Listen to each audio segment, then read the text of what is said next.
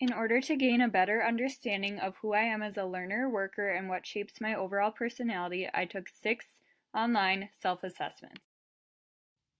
I also completed a connection parabola based on my study habits.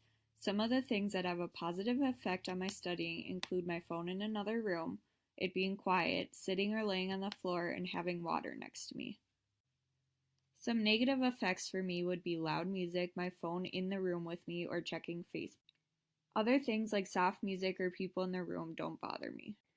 The first assessment I took was the Myers-Briggs. Myers-Briggs is a way of telling you which 4 mental functions you use and prefer based on your traits. I got ENFP, which stands for extroverted, intuitive, feeling, and perceiving, and that means I'm a campaigner. I was surprised that I got extroverted as a trait because I've always thought of myself as shy or an introvert, but I am definitely independent, curious, observant, creative, energetic, and I would agree that sometimes I view life as a giant puzzle. Some weaknesses campaigners have include finding it difficult to focus, getting stressed easily, highly emotional, and overthinking, which I must admit is definitely me. Some famous campaigners you may have heard of include Will Smith, Robin Williams, Drew Barrymore, Michael Scott, Kelly Clarkson, Phil Dunphy, and Willy Wonka. The second assessment I did was the VARK Guide to Learning Styles. It's used for education or business to see how people learn. I found out that I scored highest as a visual learner. So this means I take information in best with pictures, videos, posters, flowcharts, and by highlighting or underlining text. I would agree with this because pictures definitely stick with me better than words do. The next assessment is Felder's Learning Style Questionnaire. This questionnaire is based off of Dr. Felder's learning style model that shows 4 dimensions of learning styles. I scored 3s on both reflective and intuitive, which means I am pretty balanced on thinking through decisions or evaluating options, as well as meaning and explanations.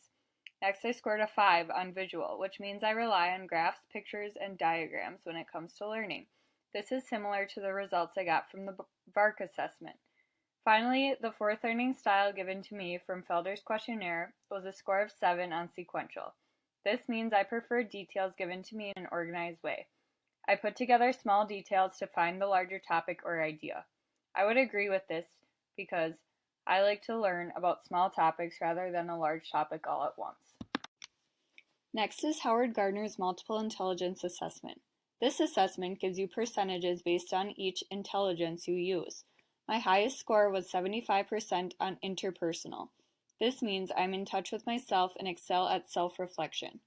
My second highest score was interpersonal at 69%, which means I have a strong ability to understand and interact with others. I thought this was interesting that these were my 2 highest scores because they are kind of the opposite, with the first being about myself and the second being about others. The rest of my scores for Gardner's assessment consisted of a 67% in linguistics, a 58% in visual spatial, a 50% in both naturalistic and logical/mathematical, a 40% in bodily kinesthetic, and lastly a 38% in musical.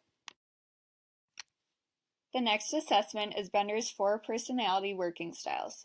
The personality type I got was amiable, which means I am cooperative, loyal, supportive, and patient. Some amiable weaknesses include if there are no time boundaries, things do not get done, not very assertive, and indecisive. The final assessment I took was the 4 temperament personality types. For this test, I got sanguine. Sanguines are lively, optimistic, cheerful, carefree, poor at tolerating boredom, and very creative. If I was told to describe myself, those are some of the words I would use, so I would have to agree.